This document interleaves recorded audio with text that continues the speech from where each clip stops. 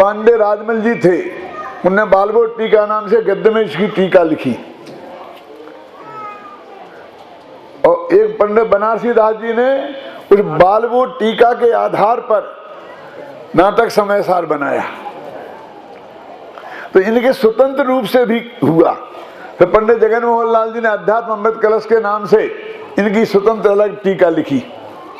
तो मतलब एक अलग ही शास्त्र बन गया, एक कलशों वाला शास्त्र, उसमें से निकाल के कलशों वाला शास्त्र अलग ही बन गया। अभी वो जो इसमें जो पांडे राजमल जी की बात मैं आपको बताना चाहता हूं, उन्होंने इसका जो अर्थ किया काय का, जिन बचसी रमनते, वो मैं आपको सुनाना चाहता हूं, इसलिए मैं ये पेज लाया हूं। देखो एक है, जिन बचसी रमनते का अर्थ पांडे राजमल जी कलश टीका में इस प्रकार करते हैं। दिव्य ध्वनि द्वारा कही है उपादेय रूप शुद्ध जीव वस्तु, उसमें सावधान पने रुचि श्रद्धा प्रतीति करते हैं, उसका नाम है जिन वचन में रमन। विवरण अब इसी बात को और समझाते हैं। शुद्ध जीव वस्तु का प्रत्यक्षपने अनुभव करते हैं, उसका नाम है रुचि श्रद्धा और प्रतीति। अतः परद्रव्यन्ते भिन्न, आप में रुचि सम्यक तो भला है ना। भावार्थ इस प्रकार है कि वचन तो पुद्गल हैं, उसकी रुचि करने पर स्वरूप की प्राप्ति नहीं है, इसलिए वचन के द्वारा कही जाती है जो कोई उपादेय वस्तु, उसका अनुभव करने पर फल प्राप्ति है। वो एक वो वचन वो भी है ना जनवाणी में जो कथन है, लेकिन वो बचनों ही बचनों में खेलते रहे, हाँ, उसमें जो बात कही है उस पर ध्यान ही नहीं दे तो तुम्हारा काम होने वाला नहीं है। एक बात तो ये कहना चाहते हैं। और दूसरी बात इन पांडे राजमल जी की भी ये मार्मिक बात मैं आपको दूसरी बताना चाहता हूं कि स्वयं बांत मोहा इस शब्द का वे क्या अर्थ करते हैं। इसका अर्थ करते हुए दिखते हैं, देखो, सहज पने बमा है मिथ्यात्व माने विपरीत पना। भावार्थ इस प्रकार है कि अनंत संसार के जीव भ्रमते हुए जाता है, वे संसारी जीव एक भव्य राशि हैं, एक अभव्य राशि हैं। उसमें अभव्य राशि जीव त्रिकाल ही मोक्ष जाने के अधिकारी नहीं हैं, भव्य जीवों में कितने ही जीव मोक्ष जाने के योग्य हैं। अब सुनना, ही उनके मोक्ष पहुंचने का काल परिमाण है। ये बहुत मार्मिक बात है। क्या अर्थ है? विवरण। विवरण माने इसी को भी और साफ करते हैं। यह जीव इतना काल बीतने पर मोक्ष जाएगा, ऐसी नोंद केवल ज्ञान में है। ये बहुत मार्मिक बात है। क्या कहते हैं? रोकड़ बही में आप लिख लेते हो ना, हमारे यहाँ नोंद है, लिखा हुआ है तुम्हें इतने पैसा दिए थे, तुम्हारे हस्ताक्षर हैं। भगवान के केवल ज्ञान में ये नोंद है। क्या नोंद है देवेंद्र जी? क्या नोंद है कि हम ये जीव यार क्या खत्म कर दो तुमने यार, मिट्टी कर दी। मैं कब मोक्ष जाऊंगा, ये भगवान महावीर के ज्ञान में नोंद है, केवल ज्ञान में। ये जीव से लेना देना क्या अपनी बात है? क्या तो वीरेंद्र जी, ये जीव की बात है, ये जीव नहीं। माने हर आदमी ये समझो कि हम कब मोक्ष जाएंगे, एक केवल ज्ञान में लिखा हुआ है, नोंद है। भैया अब केवल ज्ञान में नोंद है तो हम क्या करें, हमारे पास में क्या बात है? ऐसा थोड़ी है, तुम्हें जब जाना है इसलिए केवल ज्ञान में नोंद है, कोई केवल ज्ञान में नोंद है इसलिए तुम पर प्रतिबंध है, ऐसी बात नहीं है। क्यों कि तुम्हारी रोगड़ में लिखा है तो हमें तुम्हारे पैसा देने पड़ेंगे? क्या? अरे ऐसा नहीं है कि हमारी रोकड़ में लिखा से देने पड़ेंगे, तुमने लिए थे। समझ में आया ना? केवल ज्ञान में नोंद है इसलिए हमारा मोक्ष रुका हुआ है और हमें लेट जाएंगे और तुम जल्दी जाओगे, कोई जल्दी जाएगा कोई लेट जाएगा। नहीं, ये तो ये कह रहे हैं कि प्रत्येक जीव जो भव्य है, अभव्य की तो उन्होंने छुट्टी कर दी, वो कब मोक्ष जाएगा, एक भगवान के केवल ज्ञान में नोंद है। अब ये शास्त्र में लिखी है ना बात, ये जिन वचन मेरा मन है वो कहते सुनो, केवल ज्ञान में रोम है नोंद है। वह जीव संसार में भ्रमते भ्रमते जब ही अर्धपुद्गल परावर्त मात्र रह जाता है तभी सम्यक्त उपजने योग्य होता है। इसका नाम काल लब्धि कहलाता है। यार ये भी बहुत मार्मिक बात है। अब काल लब्धि बलते दयाल, हे भगवान आज काल लब्धि आई। काल लब्धि माने क्या? क्या काल लब्धि? काल माने वास्तव में पर्याय होता है। काल लब्धि माने पर्याय की प्राप्ति। तो वो कहते हैं कि ये जीव का जब संसार में रहना अर्धपुद्गल परावर्तन बाकी रह जाता है तब उसको सम्यक दर्शन की प्राप्ति की योग्यता होती है। उसके पहले वो योग्यता ही नहीं होती है। इसका मतलब तो ये हो गया साफ शब्दों में कि वो काल नक्की है और अब कितना बाकी है, कितना बाकी है, तो अर्धपुद्गल परावर्तन बाकी रह गया। मतलब वो चीज नक्की नहीं करें तो अर्धपुद्गल परावर्तन बाकी रह गया, ये नक्की कैसे हो? पहले उससे वो डेट फिक्स होनी चाहिए ना। क्या सुजानमल जी, जैसे अपन कहते हैं ना महावीर जयंती के लिए 6 महीना बाकी रह गया, 2 महीना रह गया, 1 महीना रह गया, ऐसा हो गया, तो वो डेट फिक्स है ना, तब तो हम कहते हैं ना।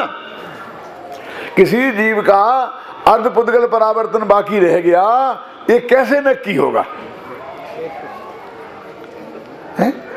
ये 3 साल बाकी हैं, ये कैसे नक्की होगा? वो कोई फिक्स डेट होनी चाहिए ना, इसमें उसी बात की सिद्धि होती है।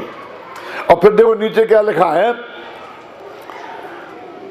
यद्यपि सम्यक्त रूप जीव द्रव्य ही परिणमता है, कोई पर की जरूरत नहीं है दूसरे के सहयोग की, तथापि काल लब्धि के बिना करोड़ उपाय जो किए जाएं तो भी जीव सम्यक्त रूप परिणमन के योग्य नहीं है, ऐसा नियम है। बोला काल लब्धि के बिना कुछ नहीं होने वाला है। अब वो तो जो नक्की है ना वो होनहार हो गई, और एक काल लब्धि है, काल लब्धि हो गए, 5 संभावना में 2 तो हो गए ना, क्यों समझे ना? और क्या इससे क्या जानना कि सम्यक्त वस्तु यत्न साध्य नहीं सहज रूप है। तुम्हारे प्रयत्न करने से कुछ नहीं होगा, वो सहज रूप से अपने आप प्रकट होगी। जब उसकी काल लब्धि आएगी तब तुम्हारी पर्याय की पात्रता जो नक्की है वो समय आएगा, तो तुम्हारा प्रणमन जगत से हटकर स्वयं अंतर्मुख हो जाएगा। इसका नाम है स्वयं बांत मोहा। कहाँ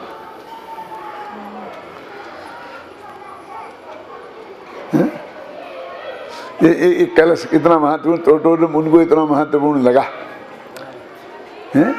गुरुदेव इसके लिए बहुत बहुत बोलते थे ना, इसलिए चौथा कलश ये बहुत ज्यादा महत्वपूर्ण है कि भाई ये समझ लेना। अब इसको विस्तार से समझना हो गई क्या चीज है, सब ने की है, तो हमारे हाथ में तो कुछ रहा ही नहीं। हमारे हाथ में तो इसको तो सब अपने हाथ में चाहिए। सबसे बड़ी दिक्कत तो ये है। भाई तेरे हाथ में कुछ नहीं रहा ऐसा क्यों कहती? तेरे माथे पे कुछ बोझा नहीं रहा ऐसा क्यों नहीं कहते?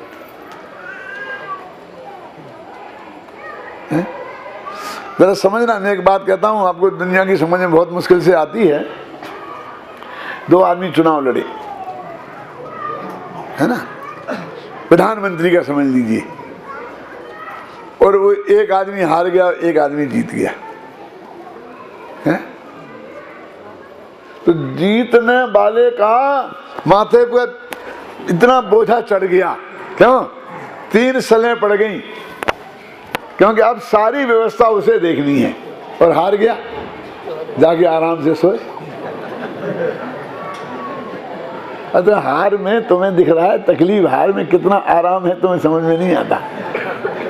जब इंदिरा गांधी ने 17 वर्ष तक प्रधानमंत्री पद पर शोभा बढ़ा ली, और जब वो एक दफे हार गई तो लोग उनके पास इंटरव्यू लेने पहुंचे, तो उनसे पूछा कि आपको कैसा लग रहा है? तो उसने कहा मैं बहुत हल्कापन लग रहा है।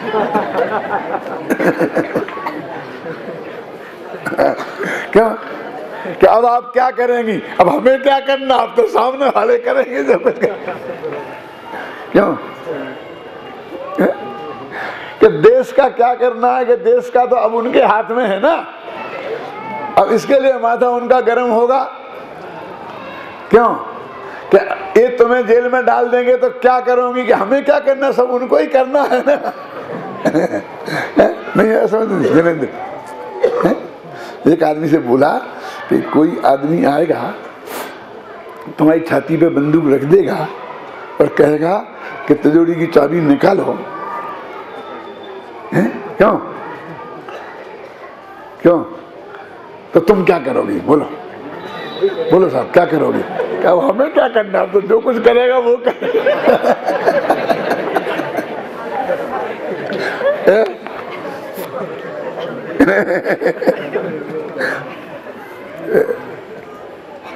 समझना ये बात क्या कह रहे हैं? तो वो ये कह रहे हैं कि तुमको जिस बात में लुटापन दिखता है कि मेरे हाथ से सब कुछ गया, वो सबसे हल्का करने वाला है तुम्हें, तुम्हारे माथे से बोझा हटाया है। सब कुछ नक्की है, केवल ज्ञान में नोंद है। अकेली वो तुम मोक्ष जाओगे वही पर्याय नहीं, वो तो एक तो बताई जाती है, लेकिन वो हर पर्याय, प्रति समय होने वाली पर्याय, किस समय कौन क्या होगी, वो केवल ज्ञान में नोंद है। और आपको पक्का भरोसा है, लेकिन अपने भरोसे पर भरोसा नहीं है। अपने भरोसे पर क्या मतलब? मैं आपसे पूछता हूँ कि यहाँ ऐसा कौन आदमी है जो, मैं एक प्रश्न पूछता हूँ कि ये आज की ये सभा यहाँ हो रही है, आप लोग सब सुन रहे हैं, कहाँ कौन बैठा है वो, और मैं यहाँ प्रवचन कर रहा हूँ, तो ये बात 2500 वर्ष पहले भगवान महावीर के समोषण में कोई पूछता कि यहाँ क्या होगा, तो वो महावीर बता सकते थे कि नहीं? बस इतनी सी बात मैं आपसे पूछना चाहता हूँ, आपको भरोसा है कि नहीं? क्यों साहब? जैन साहब कि सारे पुरुषों की लाइन में बैठे होंगे और अकेले आई सीधे नहीं।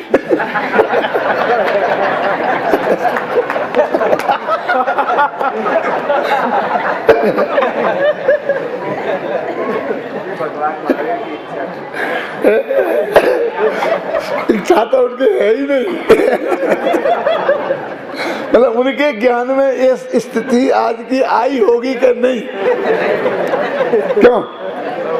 आई होगी ना, ये सबको भरोसा है ना। अब इस पे भरोसा नहीं है। किस पे भरोसा कैसे नहीं है? क्यों साहब, आप यहाँ जो बैठे हैं तो आपके हाथ में ये था कि यहाँ नहीं बैठ के यहाँ बैठते। जब पहले से ही नक्की था, उनने देख लिया था, तो तुम्हें यहीं बैठना पड़ेगा कि नहीं? तो इस पे भरोसा नहीं है। अरे साहब, हमारे हाथ में इतना भी नहीं कि हम जहाँ बैठना चाहें वहीं बैठ जाएं। हमारे हाथ में तो नहीं है, क्योंकि हमें तो यहीं बैठना पड़ेगा। क्यों? लेकिन तुम्हारे हाथ में तो है ना कि भाई साहब आप यहाँ के यहाँ बैठ जाओ। नहीं है। तो इसमें लगता है कि हम लुट गए। लुट गए नहीं, तुम्हें कुछ भी सोचना नहीं है इस मामले में। तो सब पहले सुनिश्चित है और अपनी उस प्रक्रिया के अनुसार सब होगा। ख्याल में देखो, इसका नाम है स्वयं बांत मोहा। इसका नाम है तेने मोह का दमन कर दिया। तेरा माथा कितना हल्का हो गया। अभी तो तेरे माथे पे इतना बोझा, ये करना, ये करना, ये करना, ये करना, ये करूं करूं करूं करूं करूं में मेरा जा रहा है। ख्याल में है ना? है?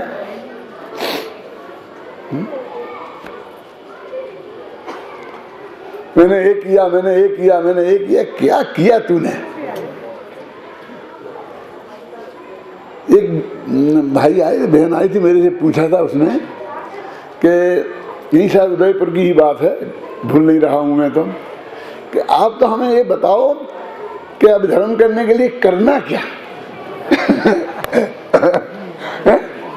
चलो क्या, अब हर एक को ये बताओ कि करना क्या।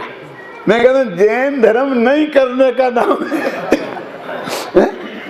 तुम्हें कुछ नहीं करना है, जो कुछ होना है उसे सहज भाव से, ज्ञाता दृष्टा भाव से जानना है। क्या लिखा है? पढ़ो पढ़ो। जो होता है उसे होने दो, ज्ञान को ज्ञाता रहने दो। सही है, सही है, बोलो मत, नहीं तो इज्जत चली जाएगी। तेरे हाथ, हम क्या होने दे? हम कौन होते हैं होने दे और नहीं होने देने वाले? इसमें तो ऐसा लगता है सब कुछ तेरे हाथ में है, तू चाहे तो होने दे और चाहे तो नहीं होने दे। अरे जो कुछ होता है वो होता है, समझ गया ना? होने दे ये कहां से लाए तुम? जैसे हमारे हाथ में हो कि हम होने देंगे कि नहीं होने देंगे, इसमें कर्तृत्व की बू नहीं आती है। बोलो सोचो, है? जियो और जीने दो जमाने में सभी को, भगवान महावीर ने कहा। क्यों? कितनी अच्छी बात है कि खुद जियो और दुनिया को जीने दो। जैसे कि ना ये आदमी खुद जी रहा है और ना दूसरों को जीने देता है। इसके लिए इसे समझाने की जरूरत है कि खुद जिए और दूसरों को जीने दे। भगवान महावीर ने ये कहा था, अरे ये तो बाइबल में लिखा है और हमें सब भगवान महावीर के नाम पे ठोकना है बस। बता कौन से शास्त्र में लिखा? बताओ कौन से शास्त्र में लिखा है कि जियो और जीने दो? क्यों? क्यों? मैं पूछता हूं कि तू जियो, क्या जियो माने क्या? जीव किसे कहते हैं? बोलो।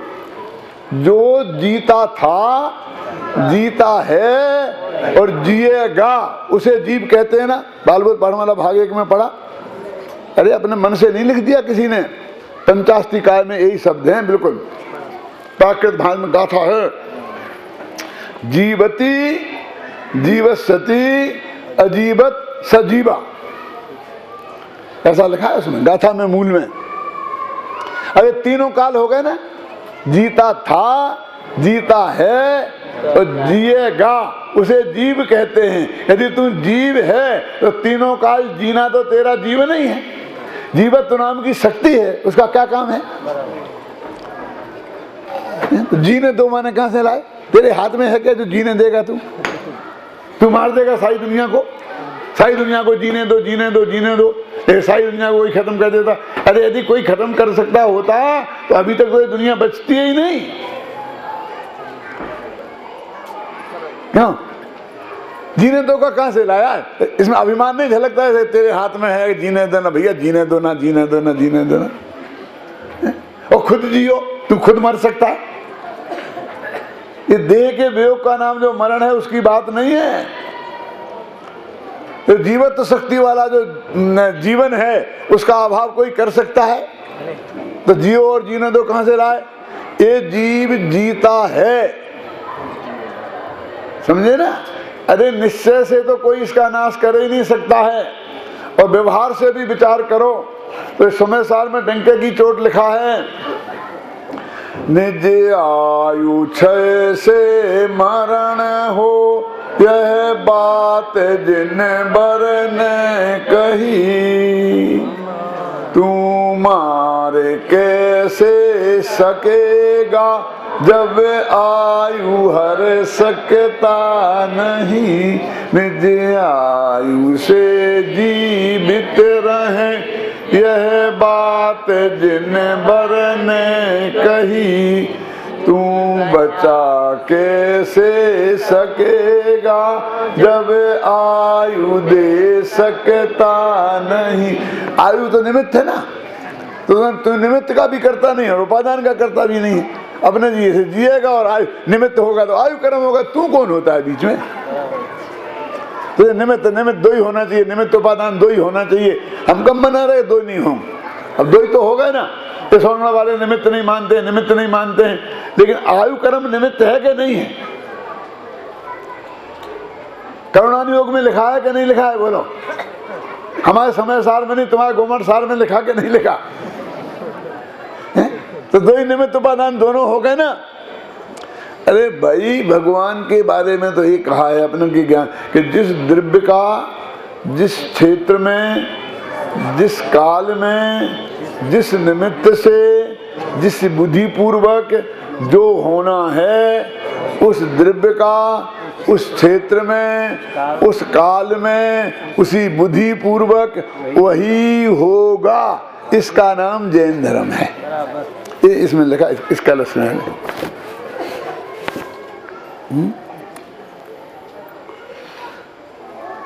तो हम अपना कल्याण भी नहीं कर सकते। अरे जब तुम्हारा कल्याण होगा तो तुम ही करोगे और कौन करेगा। कहने का मतलब उसके कर्ता होने का श्रेय तुमको ही मिलेगा, तुम चिंता मत करो। हम तो तुम्हें चिंता करने का निषेध कर रहे हैं, करने का नहीं, घबराना नहीं। आप समझे ना। एक सच्ची घटना सुनाता हूँ इस बात को समझने के लिए कि मेरी बड़ी बच्ची शादी के लायक हो गई तो मैं देखता था एक दो लड़के करे कहीं भी जा करके, तो मुझे लौट के आता पिताजी पूछते थे क्या हुआ ये, क्या हुआ। तुम्हें क्या करना, समय सार की कोई गाथा पूछना हो तो पूछो, सच्ची बात बता। बिल्कुल, अभी तुम्हारे रिटायर्ड हो गए हो, तुम समय सार पढ़ो, तुमको कोई मतलब नहीं है कि क्या हुआ क्या नहीं हुआ। तो वो मेरे से कहते थे कि बड़े पंडित हो गए हो ना, तो 1 मिनट में ये नहीं बता पाओगे क्या हुआ, लंबा भाषण दोगे। क्यों? कम शब्दों में वो बात बता सकते थे, इतने लंबे प्रवचन की क्या जरूरत थी। मैं उनसे कहता था कि देखो तुम्हारे बाल बच्चे निपट गए। क्यों? तुमने निपटाए, किसने निपटाए? तो सुनना मेरी बात, क्योंकि उनके पिताजी का स्वर्गवास जब वे 2.5 वर्ष के थे तब हो गया था। मेरे दादाजी का स्वर्गवास कब हुआ था? जब मेरे पिताजी 2.5 वर्ष के थे। तो तुम्हारे पिताजी ने तुम्हारा नहीं निपटाया, अब तुमने अपना निपटाया, अब मुझे अपना निपटाने दो। तुम मुझे इतना योग्य नहीं समझते हो कि अपना निपटा पाऊंगा, तुम मेरा निपटाने की कोशिश क्यों करते हो? बोले तुम्हें क्या तकलीफ है? मैंने कहा ये तकलीफ है कि तुम मेरा निपटाओगे तो मुझे अपने बाल बच्चों का निपटाना पड़ेगा, और मैं बुढ़ापे तक मरता नहीं रहना चाहता हूँ। क्या? मैं अपना निपटा कर फ्री होना चाहता हूँ। बेटों की बेटे जाने, लड़कियों की लड़की जाने, मैं उसकी फिक्र करने वाला नहीं हूँ। इसलिए मैं तो अपना इंतजाम कर रहा हूँ। सब अपना अपना करो ना। जिसने जो जो अपराध किया उसकी सजा कोई भोगे, दूसरा क्यों भोगे? तो सब जीव अपना अपना करें, तुम्हें इसमें क्या ऐतराज है? एक को दूसरे देख, दूसरे का करे, एक दूसरे का करे, तो तुम अपने कर्ता तुम ही होगे, कोई दूसरा। हम तो तुम्हारे माथे पे से चिंता का भार उठा रहे। जरा समझना, जब वो ज्यादा गंभीर हो गए मेरे पिताजी, तो मैंने कहा देखो आप बिल्कुल फिक्र मत करो, जिस दिन यहाँ पर दरवाजे पे दूल्हा आएगा ना, उस दिन जो तिलक होगा वो गारंटी से आपके ही हाथ से होगा।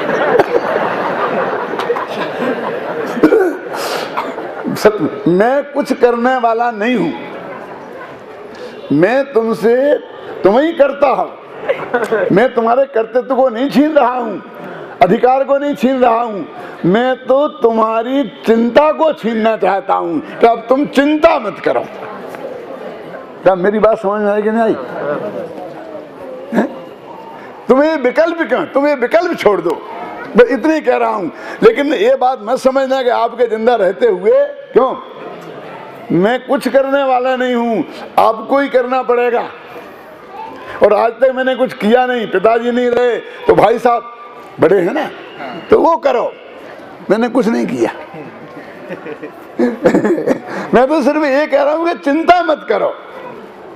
तो ये जगत के कर्ता, तुम्हारी परिणति के कर्ता तुम ही होगे, क्योंकि समय सार में लिखा है यह परिणमति सा कर्ता, कि जो परिणमित होता है वही उसका कर्ता होता है। क्यों? उस नियम के अनुसार से।